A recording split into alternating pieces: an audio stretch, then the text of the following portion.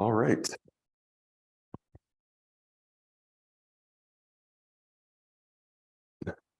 Now, one of the things I noticed, I sent out an email today, and I noticed that according to the syllabus that I gave at the beginning of the first class, we were supposed to end last week, our first module.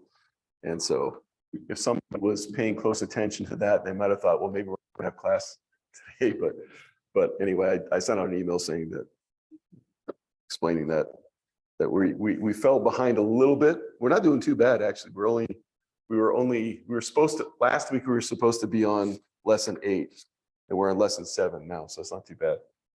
So let's go to lesson 7, and let's go ahead and pray before we do. Yeah. Father, we come before you tonight. Thank you for this evening, and I thank you for bringing us out together, Lord, and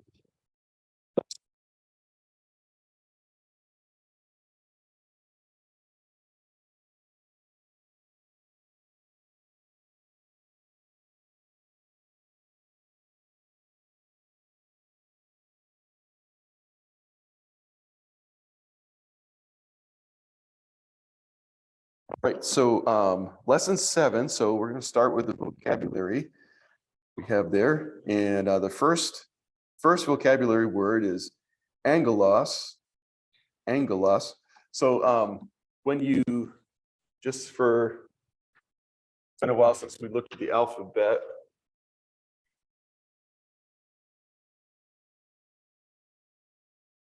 Sure I spelled that right? Okay, yeah. So when you have the two gammas together, it looks like it should be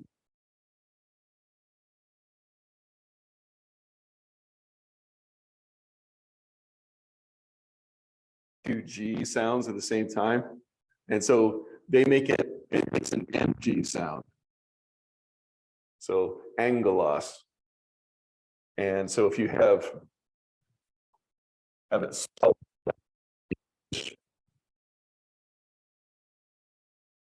angel, right? And so that's what angelos is an angel. Also, it's a messenger. So angelos is it's a messenger. Most of the time in the Bible it's used for heavenly messengers, but it could be a human messenger too. So it doesn't really, in the Bible, the New Testament, it doesn't make any distinction between a human messenger and we say angelic or heavenly messenger. And so like for us in our language, in English, angel is always a heavenly messenger. Unless it's somebody named Angel, but other than that, yeah, it's always a heavenly messenger. But in the New Testament, not necessarily so, not always the case. So a messenger, angelos. Okay. The next one we have is ago, and that's I lead. And I always think of I'll go. If someone is leading you, I'll go. Okay, I'll go. So I lead. Then we have, in this lesson, we're going to start getting into some prepositions. So the first preposition we have is apa, and that is from. If you think of this one,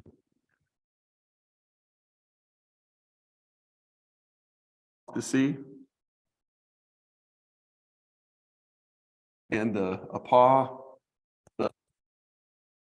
it actually comes from it's a Greek word, and this is like stand, and so to stand from, or just like stand away from, somebody moving away from the truth is the idea.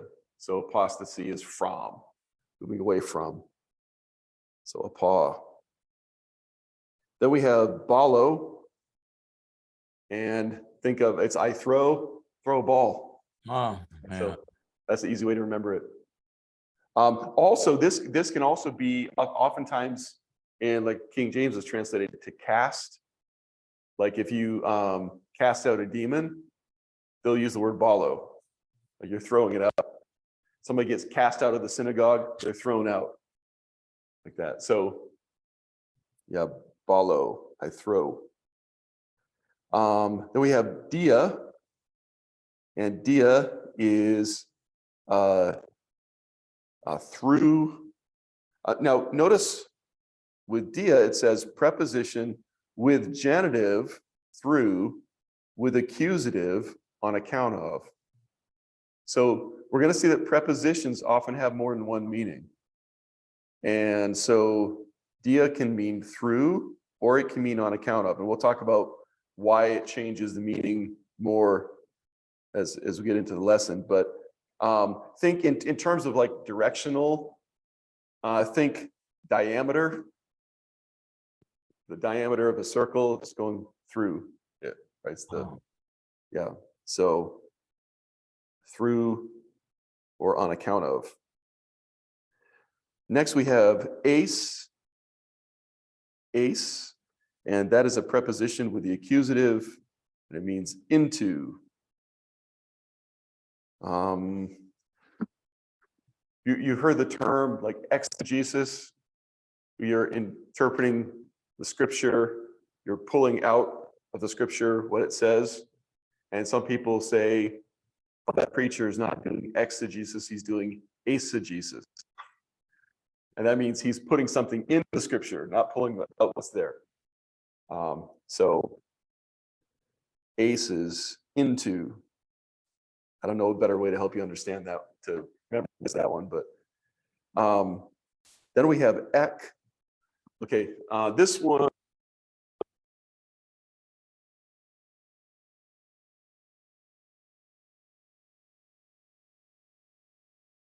comes before, says before a vowel, it turns into X.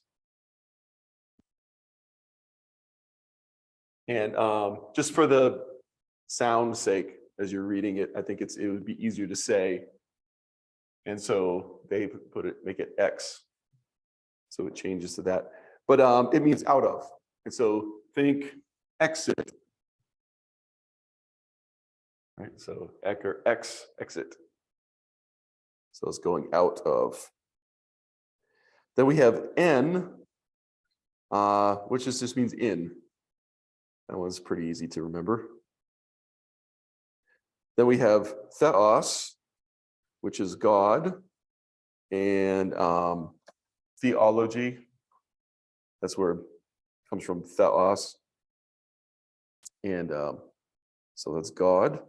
Oftentimes, when it's talking about God, like almost being used like a name of God, it will have an article in front of it. Most of the time when you have a proper name in the New Testament, it has an article in front of it. The same thing goes for the word God. Then cosmos. Cosmos is world, universe. It could be, well, we use the word cosmos in English. Right? That's become an English word. But another interesting thing about cosmos is cosmetology.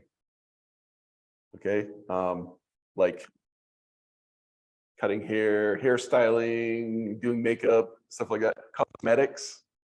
And the weird thing is that cosmos also means, it can mean world, but it can also mean something that's like well ordered. And so like cosmetology, you're ordering yourself well. And so it's a study of how to do that. And so in the Greek mind, the universe is well ordered. So cosmos, the world.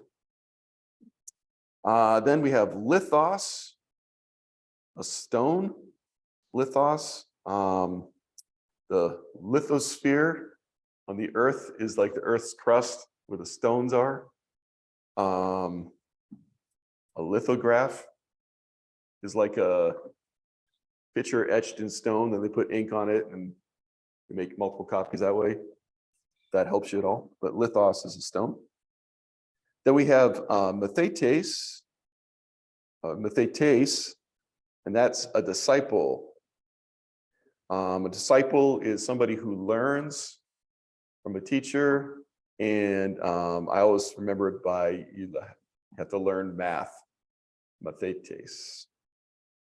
How did you pronounce that again, Russ? Mathetes. Mathetes? Mathetes Oh, okay. with a T. Let's see. Meno is the next one, and I remain. Meno is it's translated. It can be translated. You'll find it translated remain, abide, quite often abide, and it's the way I learned it. Ross taught me. Think of a bunch of minnows remaining in the pond somewhere. Something to help remember it. Okay. So I remain. Then we have meta, and that's the name of old Lakers basketball player.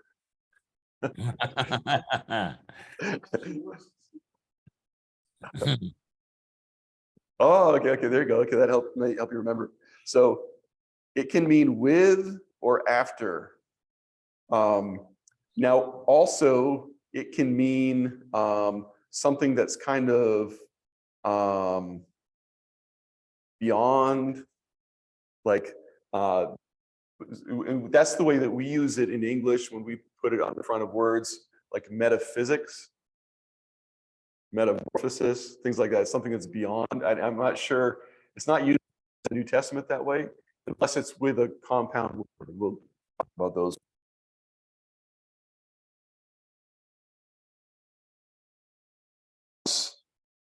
And it means heaven, like heavens. It can be heavens or heaven itself. Can you pronounce that again? Your audio went out when you were. Oh, really? Okay. Uranos. Oh, we're not. Uranos. Is the audio going out sometimes? It was flickering a little bit, but it's okay now. Okay, let me know if it does it again, because I got another one of these I can try if it does that. Yeah, so the heaven. It's heaven, it just like the English word heavens. It can mean the sky above you. It can mean heaven itself, where God is. It's a very broad word in that sense. Then we have pempo, which means I send. And I have a very disgusting way to help you remember it. That's what I was thinking. And it's really disgusting, but you'll never forget it. Okay, so pardon me for saying this. I didn't originate this. Ross originated this. But if you have a pimple, you squeeze it, you send pus out. Never forget. Never forget it. Yep, it's stuck in your mind now. Okay. Tempo. Yeah, pempo. Okay. Next we have pros, and that means two. Proselyte is somebody who goes from one religion to another. Okay, so pros means two. And two, like in the sense of going towards something, like a directional kind of two, like that. Then we have prophetes, and that's just a prophet. So the English word. Then we have teknon, and a teknon is a child. Teknon. Think of it this way, that children today understand how to use tech. True. So teknon, child. It's distinct from the word for son. Huios is son, and this is child. So son is more, I don't want to say it, it's a better word. I mean, it's more closer relationship, kind of more privileges, whereas teknon, a child, is more general. If you call someone a son, it's I don't want to say it, it speaks of the privileges you have as a child in that family. Whereas teknon could be used for your neighbor's kid or someone, this other kid you see on the street like that. You would never call them your son, right? But you could call them a child. And it's also just a general word for child. Not that it's a bad word at all. It's just more general. Then we have topos. Topos is a place. Topography. Hmm. You're drawing a place, like a map. Then the last one is pharaoh. And that means to bear, like bear in the sense of carrying something, bearing a burden, and bring. It can mean that as well. And so I think of Moses bringing Israel away from Pharaoh. So remember that. So that's our vocabulary for lesson 7. Any questions on the vocabulary before we go on? Okay. So the next section there, section 78 on page 39 in the book, it says nouns of the first declension ending in ace are masculine. So there are 2 nouns in the vocabulary that we looked at, mathetes and prophetes. And both of those are masculine nouns that are in the first declension. Now, remember what's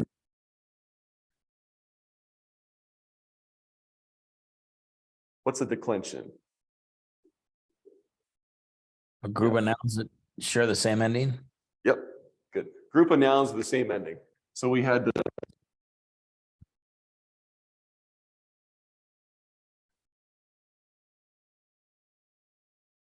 Pastor, I think you're cutting out.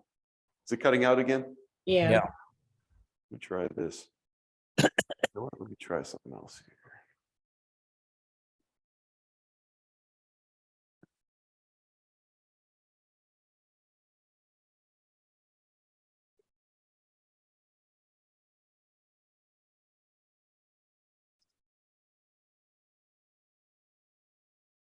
Okay. Is that better? Is that better? Yes, so far. Okay, so far. Okay. We'll see how it goes here. So the second declension, you look for the Omicron. Normally they're going to be masculine. We saw a couple of neuter words too. And then you have the first declension. And that you're going to look for your alpha or an eta. And those are mostly feminine. But we're going to see that there are some masculine, but they're not very common. And if it's going to be a masculine in the first declension, you'll see the eta, but there'll be an eta with a sigma after it. So like prophetes, mathetes, like that. And so on the bottom of the page, it gives you the declension of prophetes. And it's going to be, the plurals are going to be exactly the same as the other first declension nouns. The dative and accusative singular will be the same. Nominative and genitive singular and vocative are different, but they look somewhat similar to the second declension in that case. So not something you have to memorize, but just have it in your mind that, okay, there are these, sometimes, rarely, there can be masculine nouns in the first declension. And if they do in the nominative singular, they're going to have that ace ending. And that'll tell you that it's masculine. Let's see. Okay, so let's get into prepositions now. So a preposition, well, let's do this first. Some prepositions in English.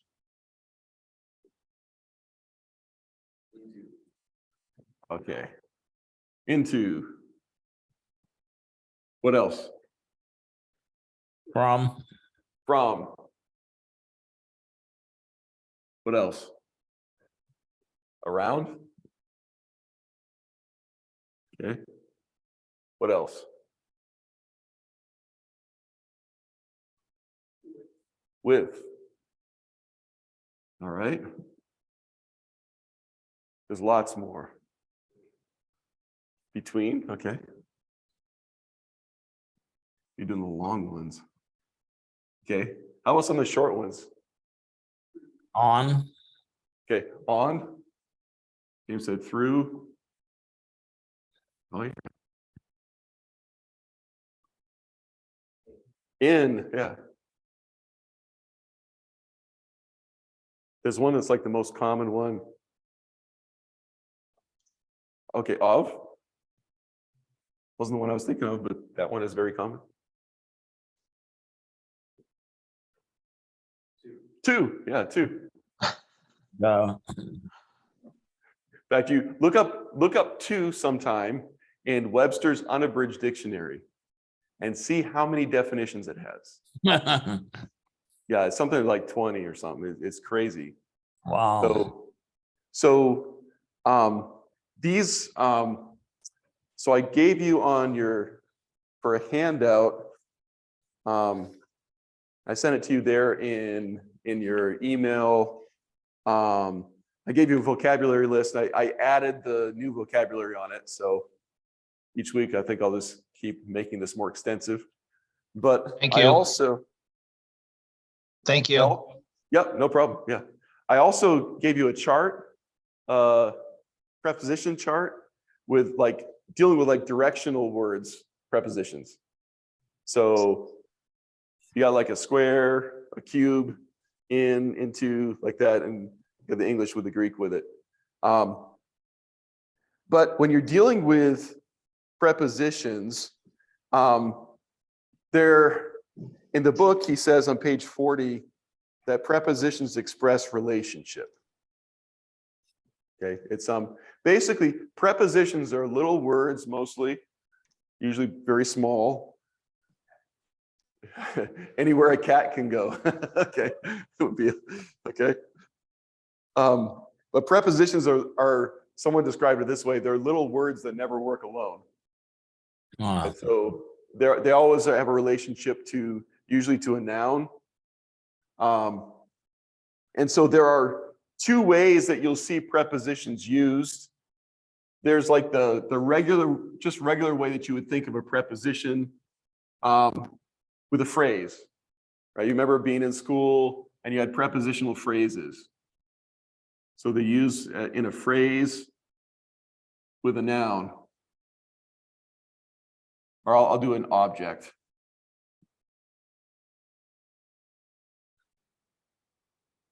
There'll be a phrase with an object. And so again, it's a word. It's not alone.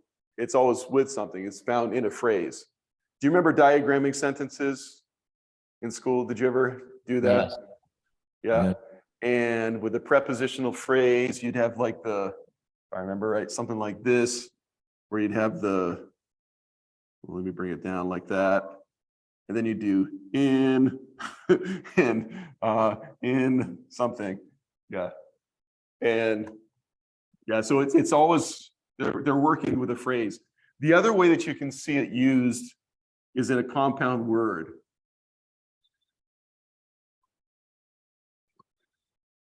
So in English, we talked about metaphysics. Okay. And we have two words, meta and physics, joined together to make one word. Okay. And so we do that in English. In Greek, they did it more than we do it in English. That's a common thing where they'll put a preposition as a prefix on the word to just give it more meaning. A lot of times what they would do is they would have a verb and they put a preposition on it to either intensify it or to just give it more meaning in some way. And that's a common thing they did. I don't know. I don't know. That's a good question. I don't know if the word preposition does that. So yeah, so that's the way that prepositions are going to be used. So in our lesson, the vocabulary, we're looking at these following prepositions that we had in the vocabulary so far. So we have a paw, and that's going to be your from. And in this case, it's sometimes the preposition is used directionally. Like if somebody's moving and going in a certain direction, the preposition will describe which way. But sometimes it's not just directional. I mean, that's only part of the usage of a preposition. Like I said, in English, the word to has all kinds of meanings. And so in Greek, the prepositions do as well. But what we're doing in this lesson and mostly in this book is just learning the basic definitions for it. But just have in your mind that depending on the context of the sentence and things like that, it might change the meaning a little bit on the preposition. But for now, we're just going to use the most basic definition of these prepositions. So you have a paw, you have dia, you have ace, you have n or ek. I'll do that first. You have n. You have, let's see, meta.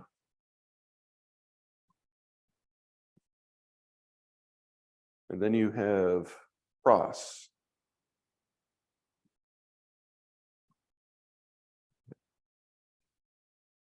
Now, one of the things that you will notice, these backwards.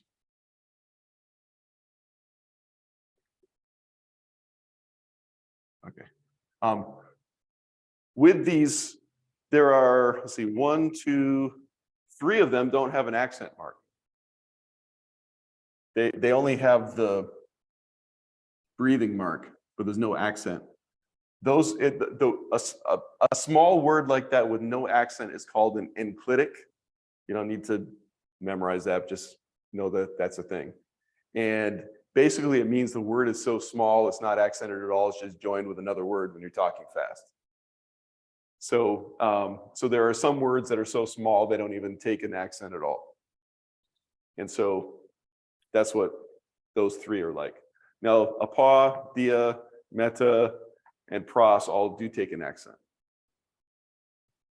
So now, one of the things with the prepositions too is if the preposition comes before a word that has a vowel, sometimes it can like contract, make like a contraction almost. So in English, when we make a contraction, do not do that, we bring the not, doing the not together and just say don't with an apostrophe. And they will do that sometimes in Greek with prepositions.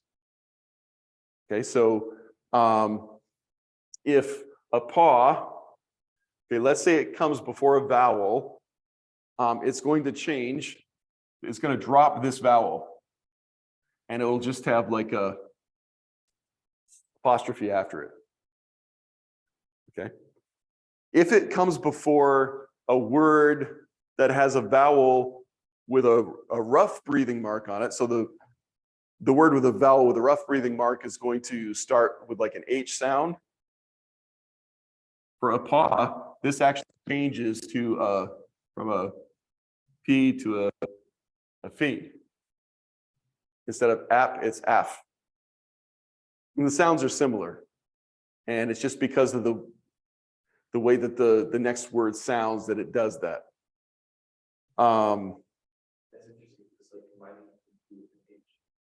Yeah, it is. Yeah, right. And so basically all that is doing, they do that because when you're talking fast, you tend to do that anyway. You tend to slur when you start to talk fast. And so that's what contractions are. they do that as well. Dia, if it comes before, it doesn't matter if it's a rough breathing or smooth breathing. The next word is vowel. It'll just be D, like that. Let's see. Ek, we saw that in the book already. If it comes before a vowel, changes to X, whether it's rough breathing or smooth breathing, changes to X. Let's see, then meta will change, we'll just drop the vowel. And if it's before a smooth breathing, it'll just be met. If it's before a rough breathing, it'll turn into meth. Like that. And so it's like I think in your mind it's adding the H from the rough breathing of the next word.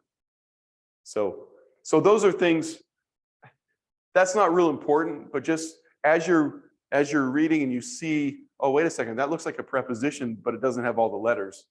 Just understand that, oh, it's because it's like contracting. And it does that sometimes. So let's see here.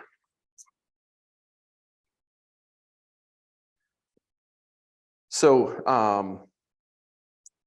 on page 40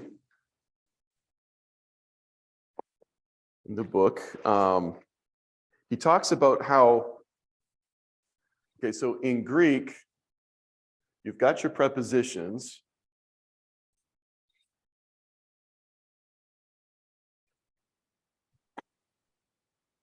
So let's say you'll have a preposition.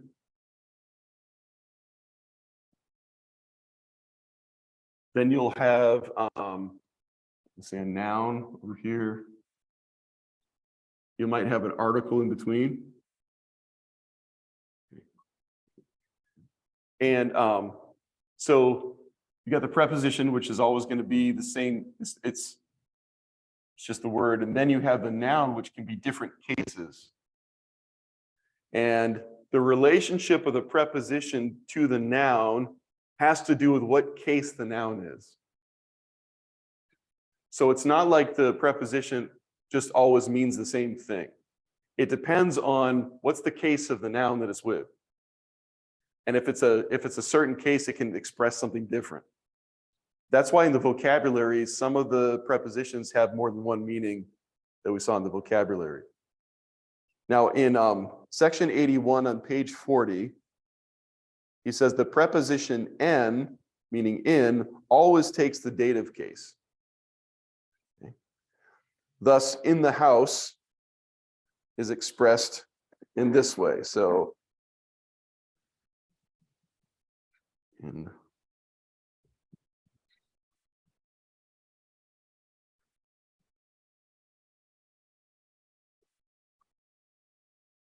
okay. And so yeah, so that's going to be in the house.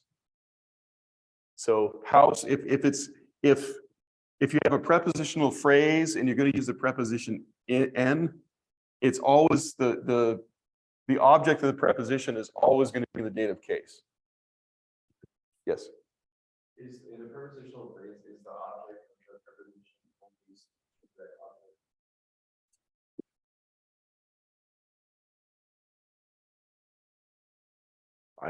I don't think so. I don't think so. I'm trying to think. I don't think so. Yeah, I think it's a different thing altogether. Just yeah. So try to think of, when you think of prepositions in Greek, always think of case. What's the case? The object of the preposition. What case is it in? Because that's going to make a big difference. So in the Greek mind, they always go together. So en is a good one because it only takes the dative case. But then you have ace, meaning into, always takes the accusative case. Okay, so if you have into the house,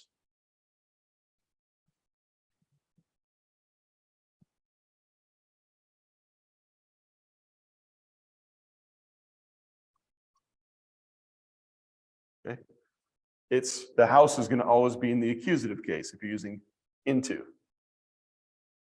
Now, there's not a lot of difference of meaning there, right? Between in the house and into the house. Into means, I think, more of you're actually moving into it, where in you're already inside. But dative, accusative. You couldn't have en con oikon.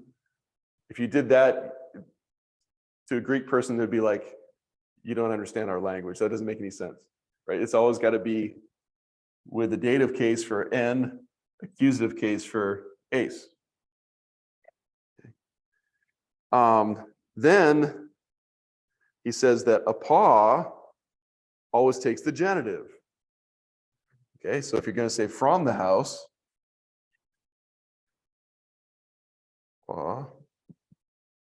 to oiku.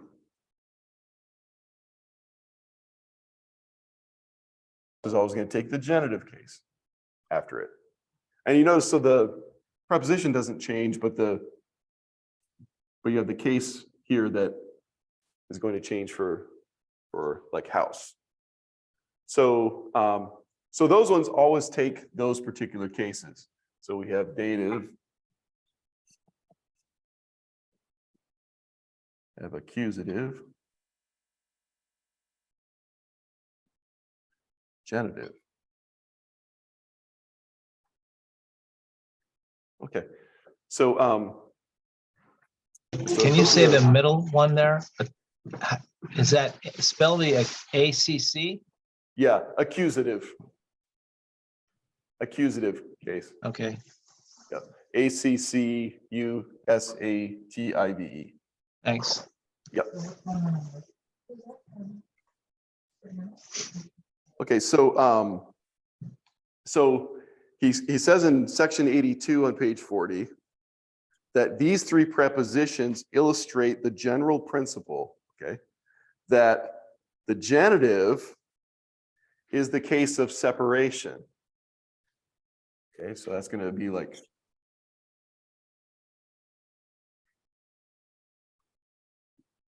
separation. The dative case of rest in a place. So it's staying in the place. And then accusative, the case of motion toward.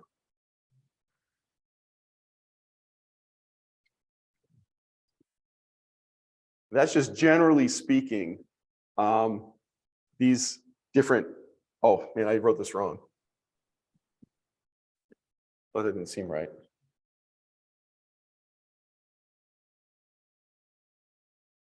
Oh boy, okay. I messed it all up here, sorry. Okay, so genitive here is separation. So from, going from the house. Dative, rest in the place, in the house, and accusative, motion forward. So going into the house. And that's just generally speaking, those different cases will express that idea.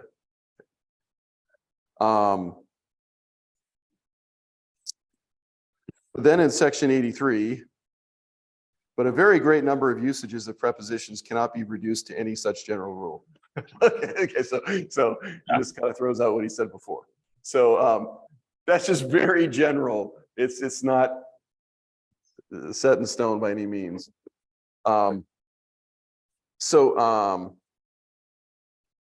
Let's see here.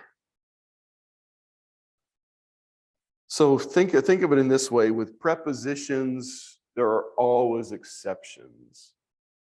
Okay, not a lot of hard rules with prepositions. Always exceptions to rules, and it's been said that theologians are people who spend their time arguing over prepositions because the preposition can change the whole meaning of the thing, right?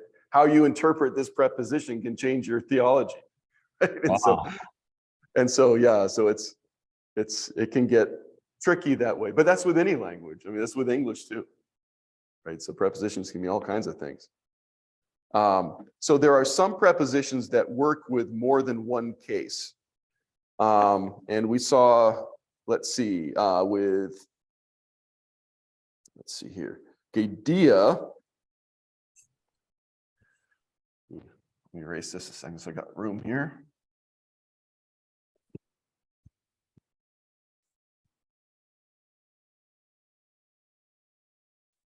So dia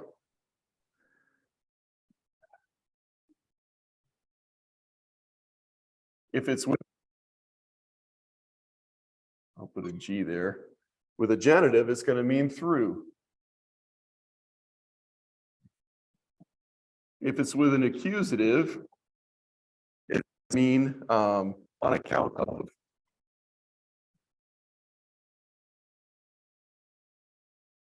Or you could say because of, is the same idea.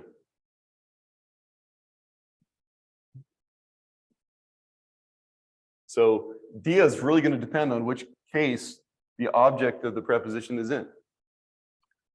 So dia itself by itself, it doesn't really mean one thing by itself. It depends on what phrase it's in and how and what the case of the object is in the phrase that it's in. Then you have meta. And meta means different things as well. So with the genitive, meta is going to mean with. If it's with the accusative, meta is going to mean after. So with some of these prepositions, you're just going to have to remember, oh, this can mean one or two things, depending on what case it's with. Okay. So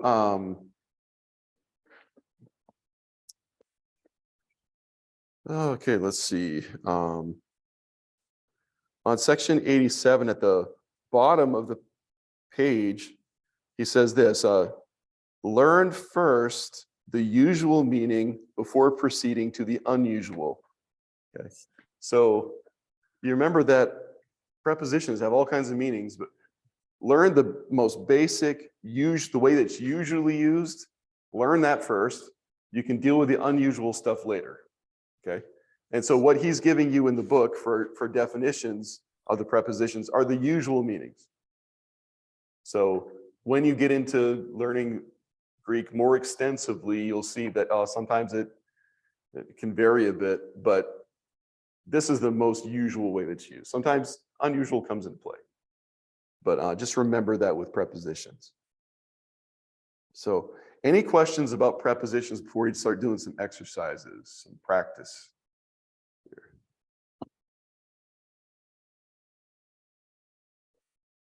Okay, so let's do some practice so we can put this together.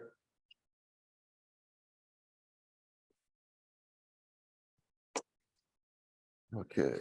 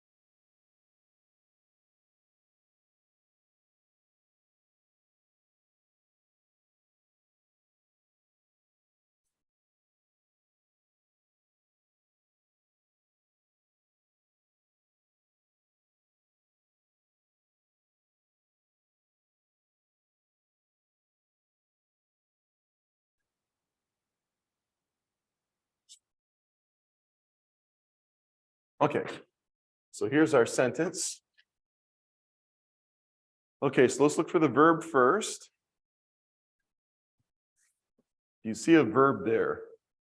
It's using some new vocabulary from this lesson. Do you see one that looks like a verb?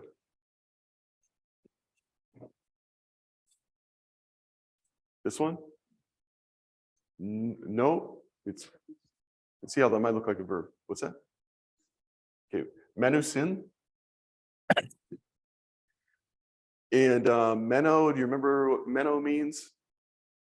Okay, to remain. So put remain here.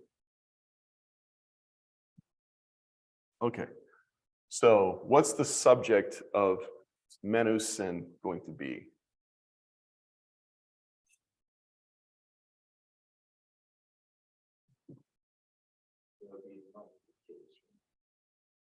What's that? Yes, for nominative case. Okay, so when you're looking at this, the easiest way to try to find it is this has articles here. Look for the article that's the nominative case, which is right here. We have a chart for that, right? Yeah, For this page. yeah. I gave you some handouts before in the weeks past. The Article. article. Yep. So that's good to have open. Whenever we do class, have the article chart I gave you always with you. I mean, I would, if you're, when I have in my Greek New Testament, I have a bookmark that has like an article chart on it and some other things on it just to be helpful. So it's always there in front of me. And that's a good thing to do because that will help you out in so many times. So okay, so hoi mathetai. So this is your subject. So what does it mean? What was mathetes?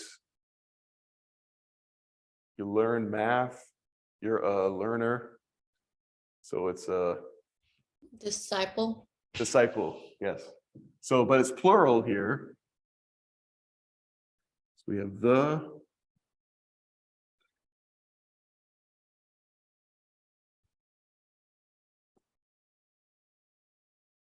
Now, what are we going to do with tone, prophetone?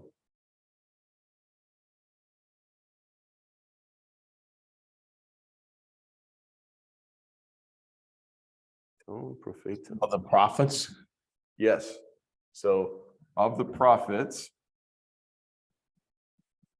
That's because of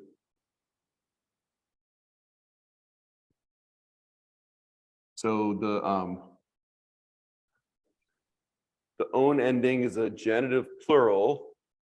And so of the prophets. So the disciples of the prophets remain. And where do they remain? Okay.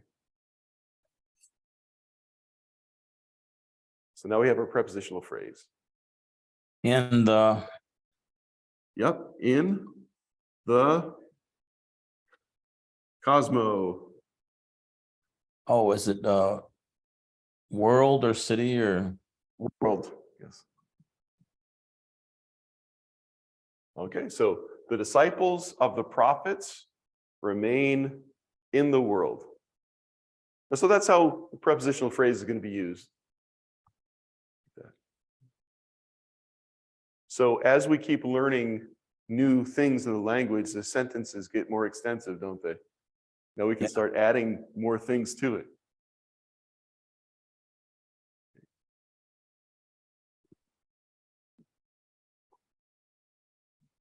Let's do another one.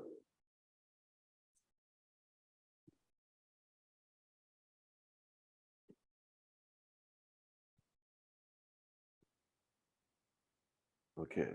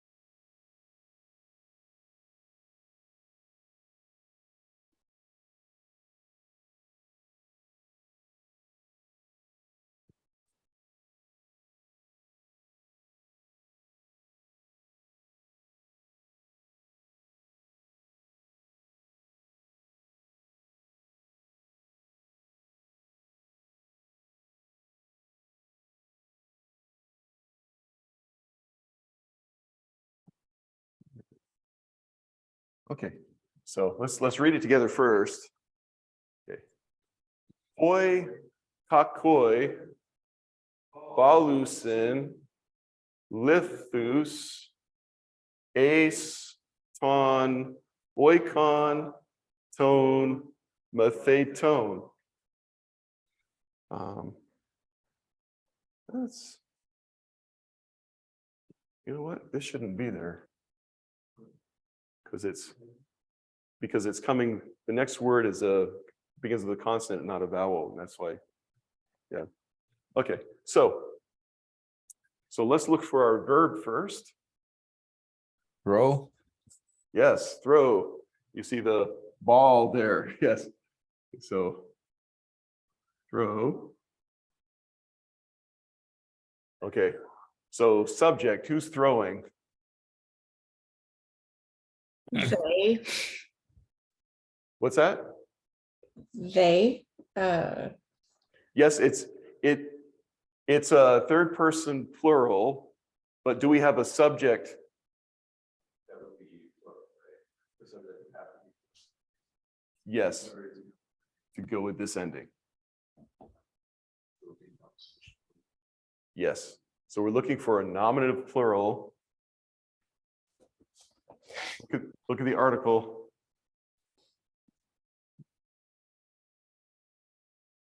Hoi. Now, we have kakoi, okay? What was Bad. bad? Yeah, so this is actually an adjective, right? But it's an adjective that's being used like a noun.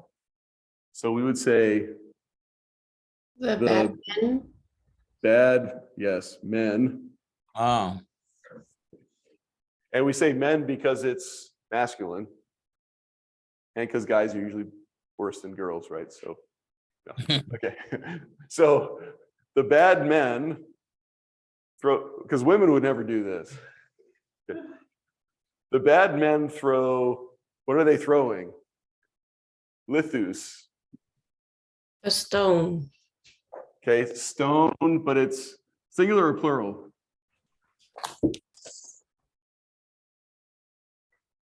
plural, Oos, yes. So they throw stones. Now, where are they throwing the stones? Okay, we have a prepositional phrase here.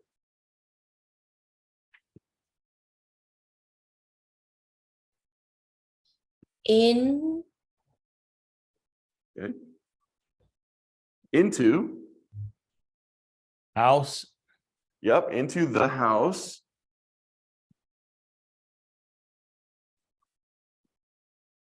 And whose house is it? Prophets. Of the, not prophets, Oh. the other one. Oh my gosh.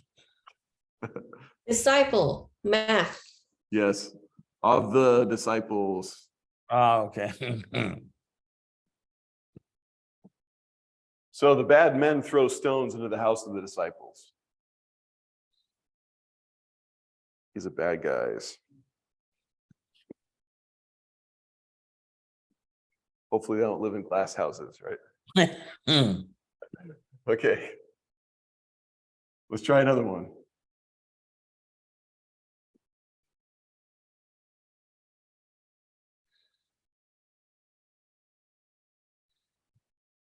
Practice is the way to learn it, isn't it?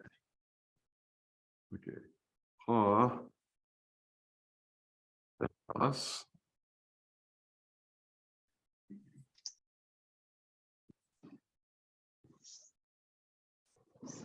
Okay.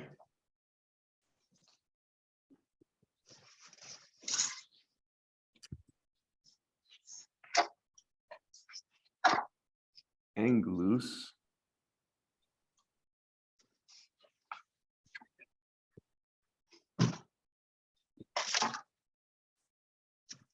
Loose. Ace. On Cosmo.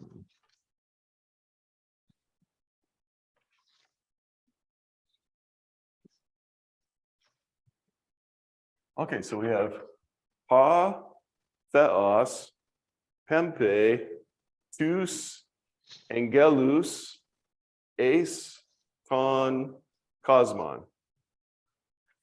Okay. So where's our verb?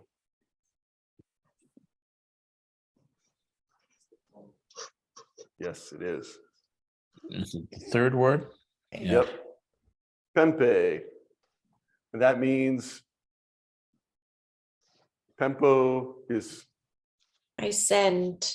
stand, yes. Oh my gosh. Yeah. So what's the subject then? Who's sending?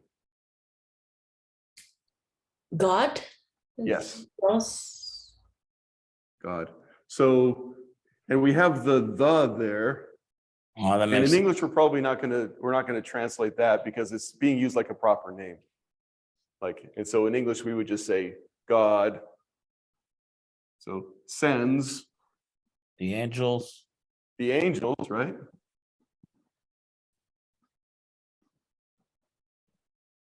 Right. Prepositional phrase now.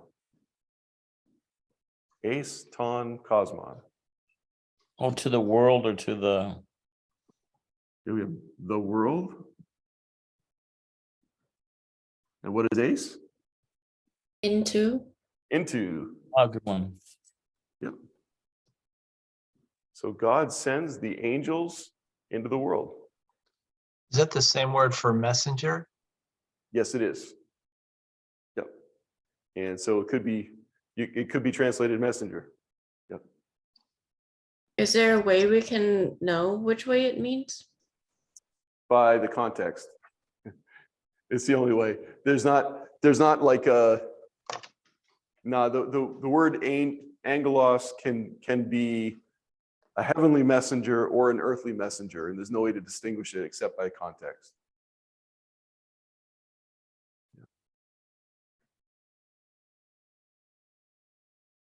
Okay, should we try one more? Yeah.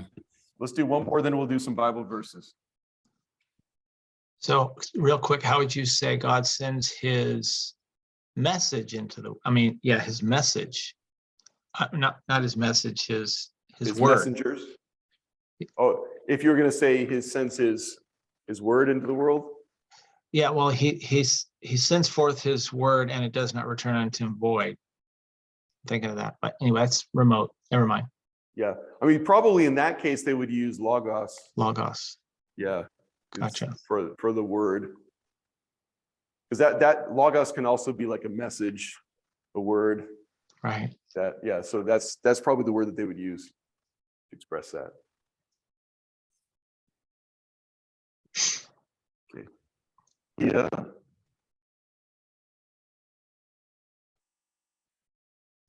Graphone.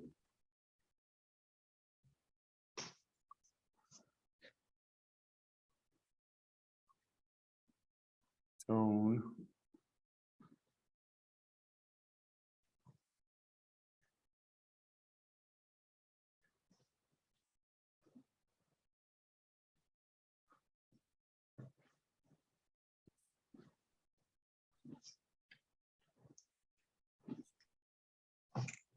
Gnoskomen.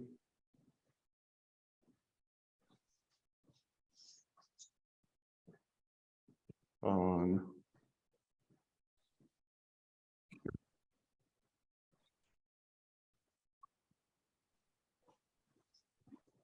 So we have dia, tone, graphone, tone, prophetone, gnoskomen, con, kurion. Okay. So where's our verb?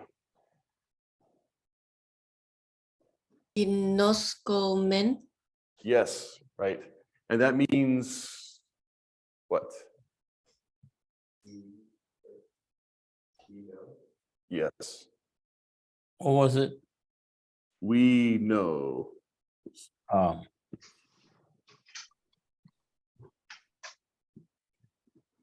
So the second person singular ending. So this one's not going to have a subject, right? Because it's just we. So we know. Okay, so now here's a prepositional phrase, which is a long one, which is the whole top line there. Okay, so dia and okay, so tone.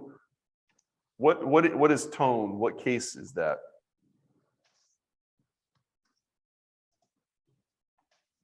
Plural. Okay, it's plural. And what case? Of? Yep. So of. So genitive case. So that's going to affect the meaning of dia. And so in your book, it tells us in the vocabulary that dia with the genitive means through. Okay, so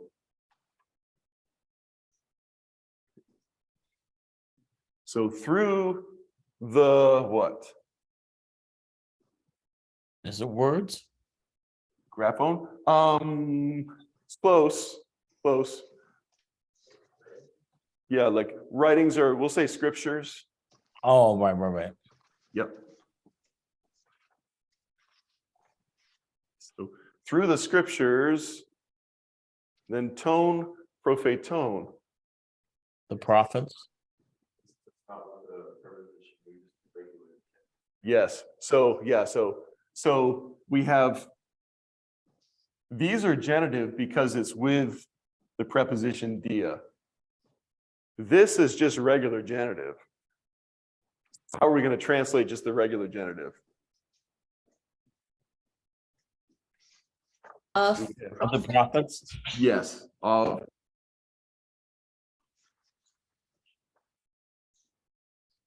Is that in English, this is a preposition too, right? That's what gets confusing. But Greek can express the concept of the prophets without a preposition. And just by the case itself. Yes. So, Oh, I know the last word too. Okay. yep. Now, there is another way they could express this. If they wanted to make it a little bit more expressive, they could say, let me see, I think. Yeah, you could put ek in there. And then it would be through the scriptures out of the prophets. Hmm. And sometimes that can mean like from, it's coming from the prophets. So they could do that too, but just with a regular genitive, we just translate it of. So through the scriptures of the prophets, we know The Lord. the Lord. Right?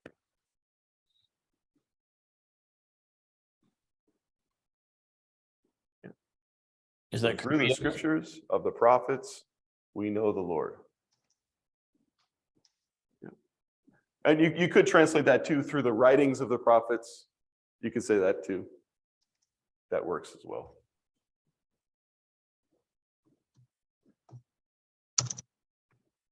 Okay. So that shows you the dia with the genitive case and then it's regular genitive and the difference between those and how that works.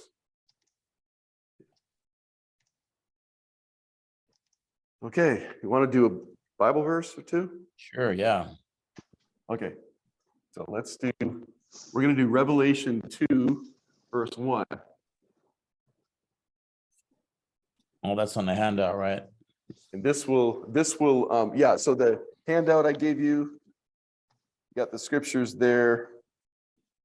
So Revelation 2, verse 1 is the first one we're going to do. And this is going to get into one of the theological issues with one of our vocabulary words. Oh, cool. So we have toe, angelo,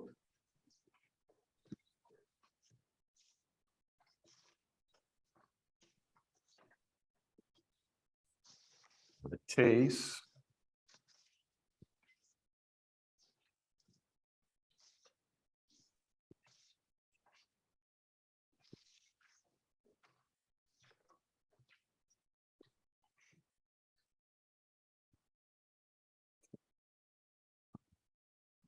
Ephesinnes,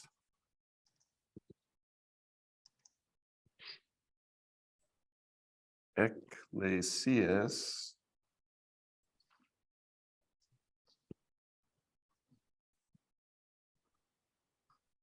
Graphone.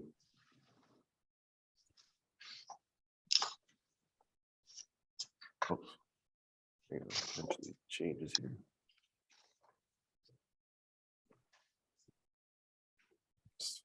On. Yeah. Okay, so here's the verse. So this, the verb here is this one, and it's not a, it comes from a vocabulary that you've had, but it's not the form that you've had. It's a different tense. This is like an imperative. You must write. Okay, so we'll just do write. Comes from grapho, and there's another letter that's thrown in there that turns this into a grapson. So what do we have here?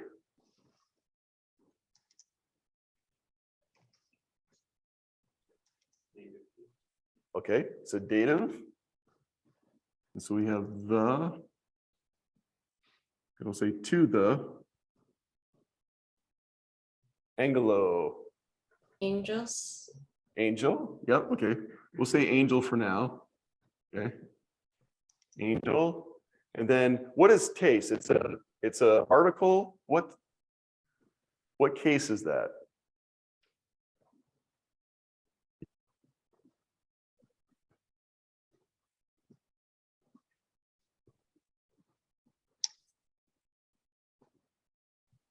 So it's going to be feminine. Okay, so what case is it? Okay. Yeah. So yes, it'd be genitive. So of the, what's ethnes probably? What's that look like? Think a book of the Bible or a city in the New Testament. Yeah, Ephesians or so. Oh, Ephesian church. Yes.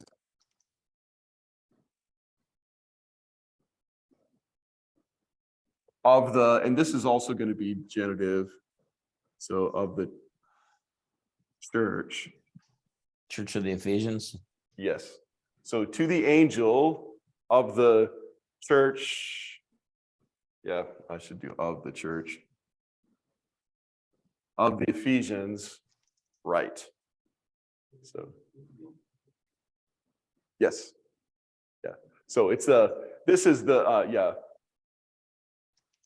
Yep. Oh, that's a good question. Yeah, it is singular, so it probably is Ephesus. Let me look. Well, actually, you know what? I think I have it right on here, probably. Oh, Church of Ephesus. Yeah.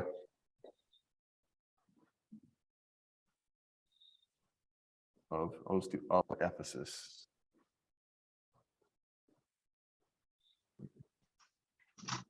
The angel of the church of Ephesus, right? Now the question is, what's the angel of the church, right? And so in all of in Revelation 2 and 3, all the 7 churches in Asia, it's all addressed to the angel of the church.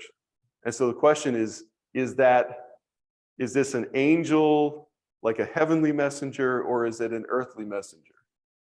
Ah, Right? That's the question. And usually, most Baptists will translate that as a messenger and assume it's talking about the pastor of the church. Right. sense.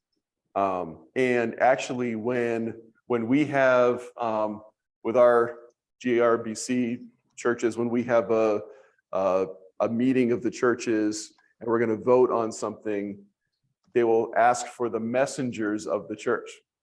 Hmm. They actually use that term. Yeah. And so like when we're at Victory Ranch, we have a business meeting there. We're we're voting, we'll say, you have up to 5 messengers of your church, to vote on this particular thing. Yeah, so, Is it because the pastor is like, they have the message from God at the beginning? and he's going to deliver the message. That's what I think it means. Some people think it means there's actually a heavenly angel over all the churches. But the question is, well, why would Jesus be tell the angel to write to them? Yeah. Or why would John be writing to a heavenly angel? Yeah. Yeah. So. Mhm.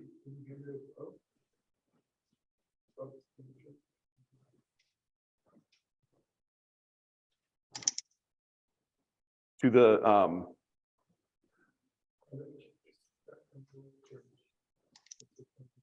yeah, probably what I would do is do it more like this. Think of it like this. And then church of Ephesus, or you could even say to the Ephesian church. Some people, you could translate that. Church should be, I think it's the same as this. Should be, no, that should be genitive singular because it's a feminine. Yeah. Yeah, it's the first declension. On page 30 in your book, you see the chart there. Yep. It's when a lot of times it'll have the eta, but sometimes it has the alpha. Yeah. So the is actually going with this and this. So yeah.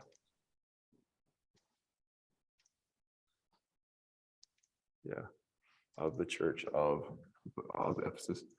Yeah. However you want to do it, but that's the idea behind it.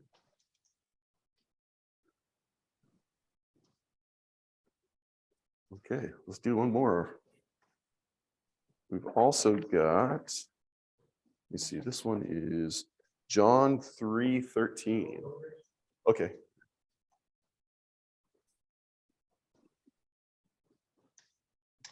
Okay.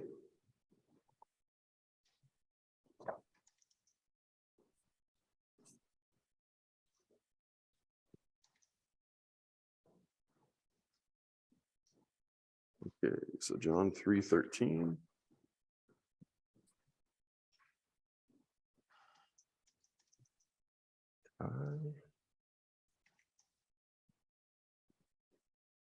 Is that a different handout or is it the same sheet? Yeah, it's when I sent it on the email, I sent 2 Oh, separate okay, yeah. ones. Yeah. Is this right? Hang on a second.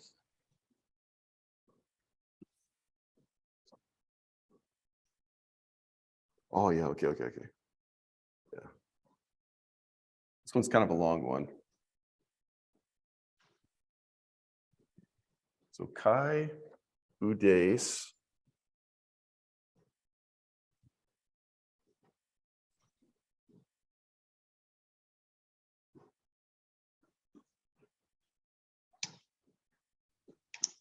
Anna Bebekan.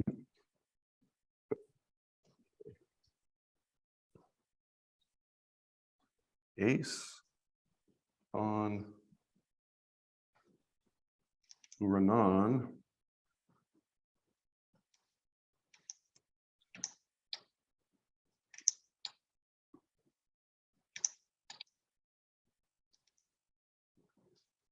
A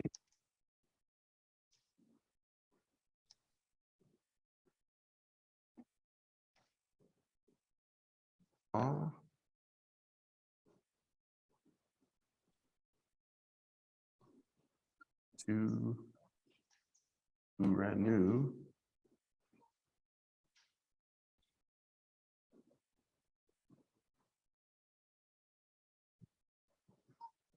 Atabas.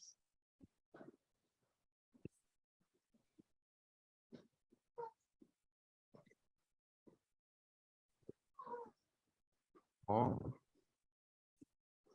What's up, girl?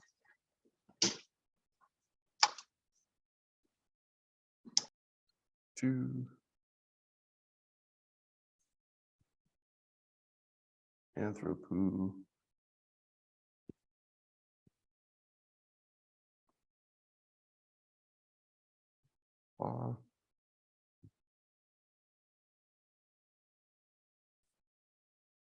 Own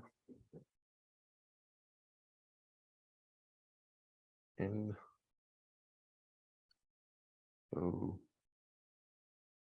Reno.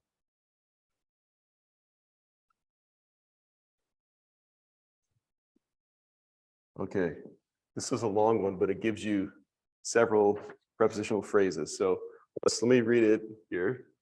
We have Kai, Udes, Anabebeken, Ace, Ton, Uranon, A, Me, Pa, Ek, Tu, Uranu, Katabas, Ha, Weos, Tu, Anthropu, Ha, Hon, En, To, Urano. Okay, so this is a long one. So let me fill in some of the words you don't know, and we'll look at the verb first. Let's see. And okay, this is has come down.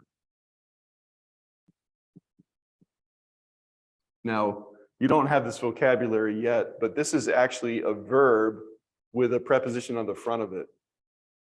Anna is a preposition that you'll learn. And then the bebeken is like to go or to come. So what's Kai? And, okay, good. And this is going to be no one. So, and no one has come down. Okay, now we have a prepositional phrase, and these are words you do know, or that are in the vocabulary this week. So, ace, ton, uranon. Uranus, what's that one? Think of the planet, Uranus. And that is heaven, yeah. Yep. When we're done with this verse, you'll remember that word because it's used several times. So, ace, ton, heaven, what's that?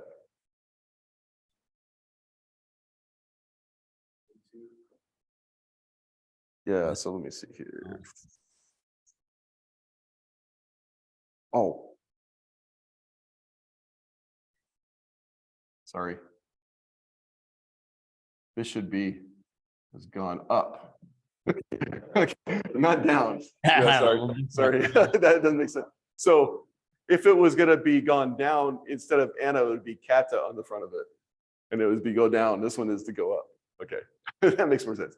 And no one has gone up into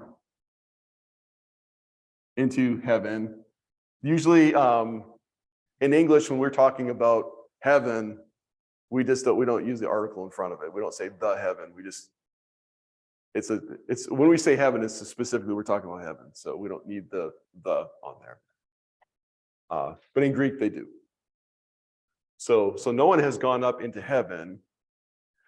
Ame, this is a phrase that you'll see quite often. It means if not, or usually we translate it except.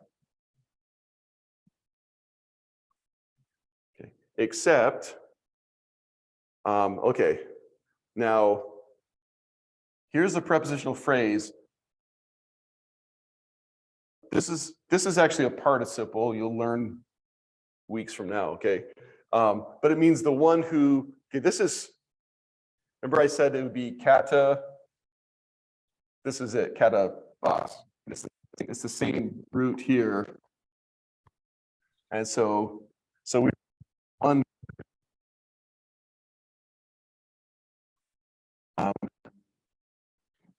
went, or we'll say came down.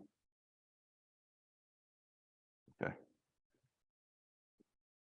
Okay, so ek to uranu. What's that one going to be? Out of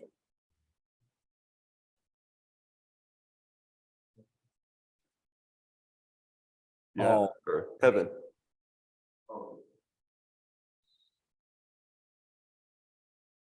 Okay.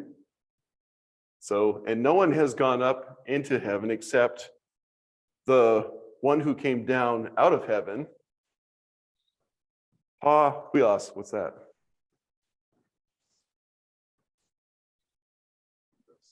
The Son.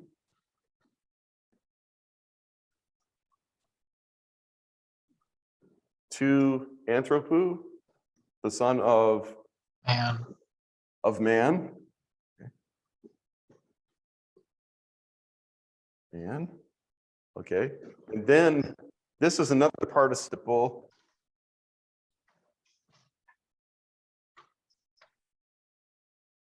Is Oh, from heaven. en to urano. We have heaven again. What is en? In heaven. Yes. Very important. Okay. Prepositions are very important theologically here. Okay, so let's look at it all together now. Jesus talking to Nicodemus. That's the context of this. He says, and no one has gone up into heaven except the one who came down out of heaven, the Son of Man, the one who is in heaven. Okay. That's a good So example. what's that? That's a good example of the different. Exactly. Yeah, the for different heaven. prepositional phrases with the same object.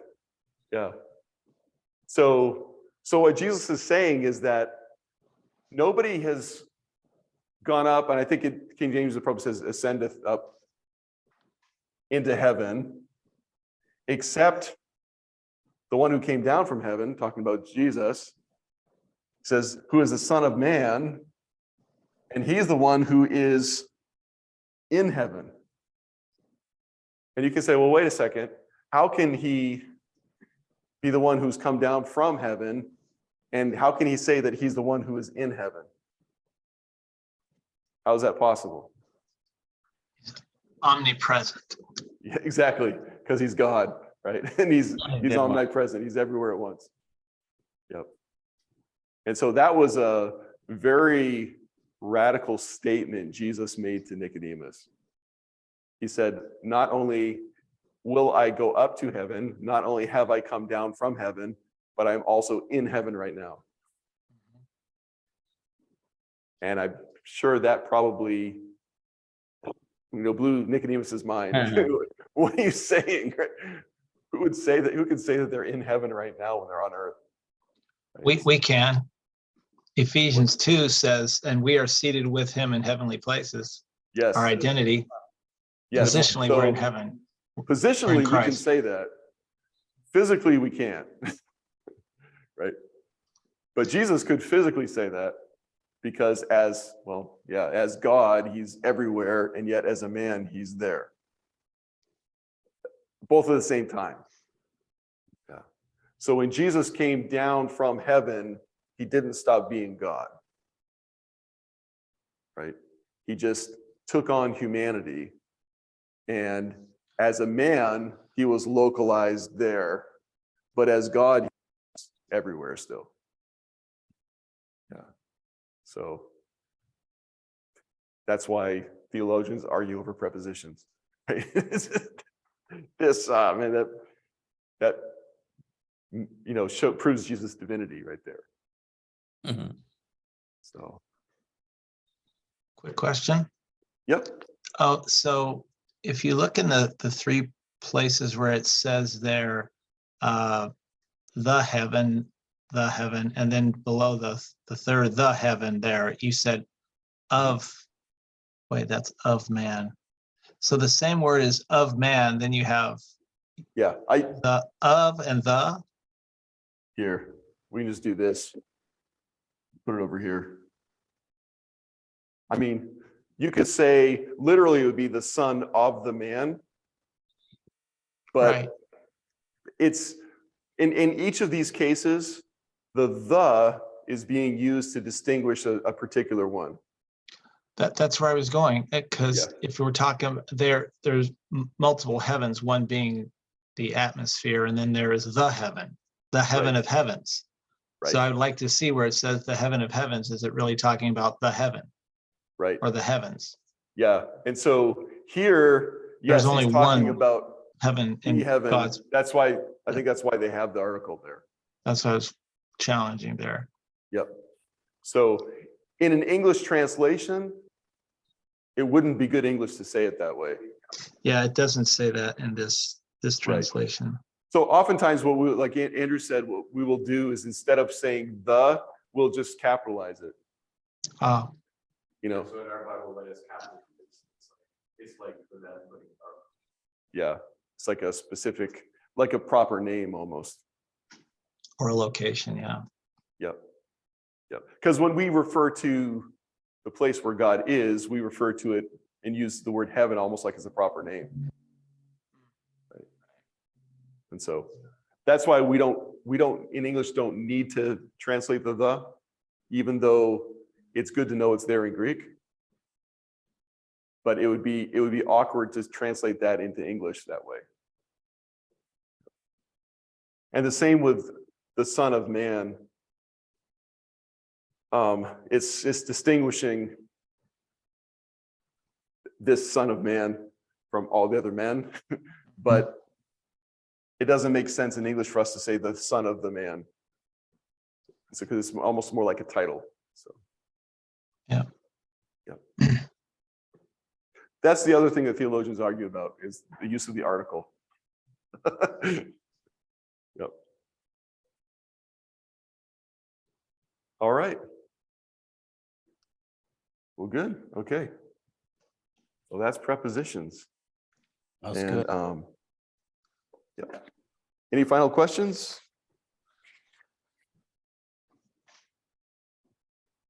All right. Hmm.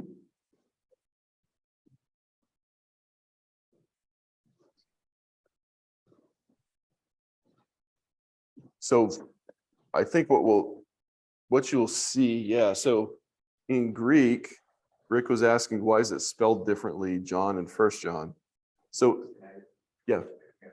Hmm? Let me see. Let me just look at it here. Could you repeat the question? Yes. Okay. Yeah. So Rick was asking in the Greek New Testament, the Gospel of John, John is spelled differently than in First John, the title of the book. Let me show you why. I'll show what's happening with that.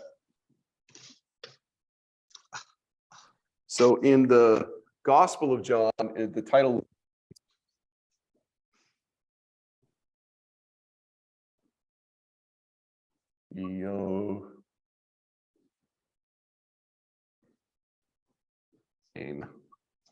like that, putting it in the lowercase. And then in the like First John, find it here. Yeah, it'll look like this.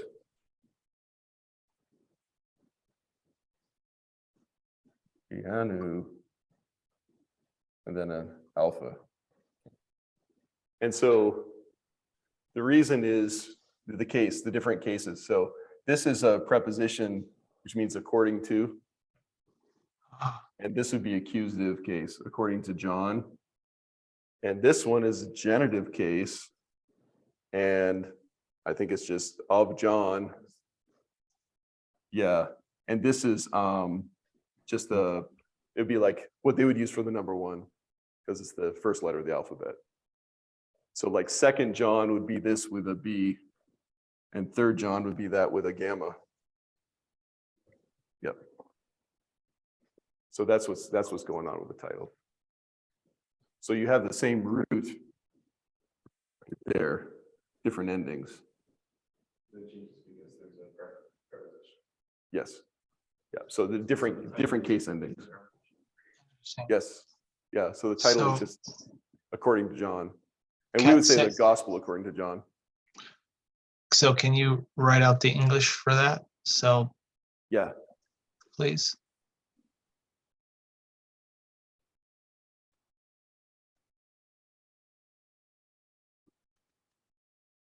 And then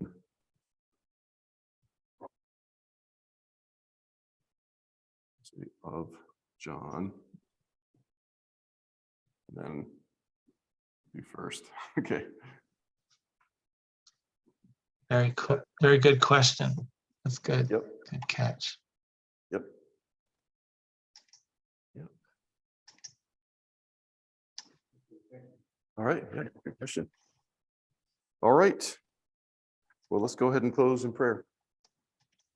Father, we thank you for this time we've had tonight, Lord, and thank you for your word, which is so detailed and specific and accurate. And thank you that we can study it in the original. We just pray that you would just bless the rest of our week, Lord, and that you'd use us this Amen. week. And we ask it in Jesus' name. Amen. Amen. Amen. All right. Thank you so much.